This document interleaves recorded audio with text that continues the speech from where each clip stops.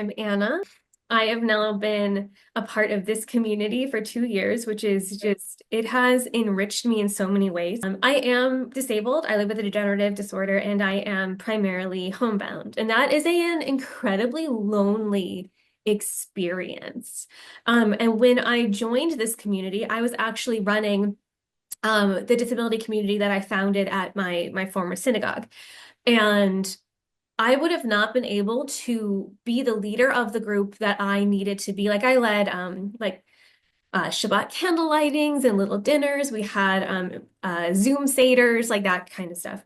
And I would have not been able to run that group and be who I needed to be if I didn't get to have this additional foundation that I didn't know I needed. And um, for a long time, Judaism was not clicking for me.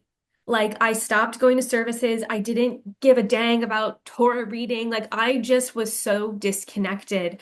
But being in my Musar practice was the thing that kept me coming back and getting to read Torah in a different lens and getting to hear the wisdom from other disabled people. And even more importantly, there are people from all over the world that have joined our community, getting to sit and hear and remember that we are not alone.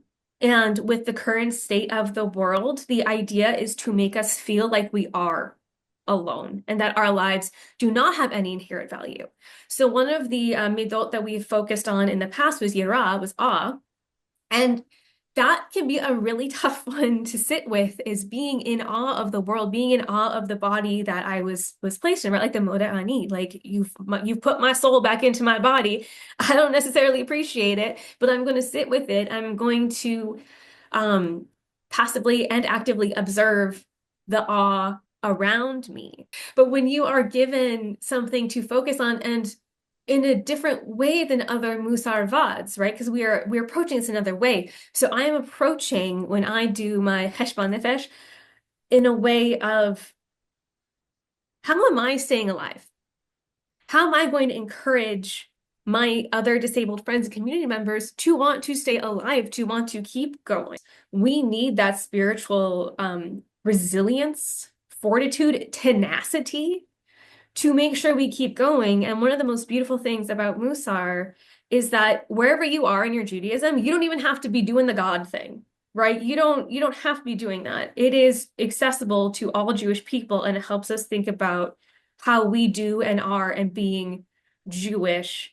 I'm so grateful for this community. Last year, I got to bring in Musar to my local Avodah community. I was in the fellowship, and because of Kirva, I actually made a zine to demonstrate for my fellowship what this means to me and getting to share what I learned here with people, many able-bodied people, right? But coming from this lens of disability, wisdom, and compassion primes you in a different way. I am excited to eventually be a part of this teaching program, and this work is really important. And so whoever can fit in this work in these times is really, that's what we need a lot of. And the more able-bodied people that come and witness the work that we are doing, the faster we are going to be able to dismantle ableism and for people to understand from hearing our experiences openly. That's the only way that it's going to get better.